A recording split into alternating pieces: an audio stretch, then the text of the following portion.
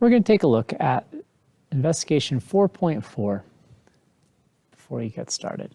Now, we had this warm-up that was a little bit different than we've seen before with these overlapping shaded regions. And the idea for today is, oh, no way.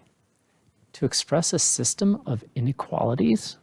And a system of equations is where two lines intersect on the grid. A system of inequalities must be where the two regions overlap, the two regions that work, the feasibility regions. All right, so miles of admission. Jared's family, back to Jared's family in the cars, determines on average that they drive the SUV more than twice as many miles as they drive the car. I gotta say that's the same for our family. Jared writes the inequality S is greater than, but not equal to, 2S, where S represents the number of miles. Okay. The family agrees to limit the CO2 to less than 600 pounds per month, recalling that we have 0.75 pounds per mile for the car, and for the SUV, we are producing 1.25 pounds of CO2 per mile. And so we get that inequality from before. And notice how in the previous investigations with Jared and his family, it was at most. Now it's less than, and that's why we don't have the equal symbol. Together, the two equations form a system of linear inequalities, where pairs C and S are solutions to both inequalities of the system.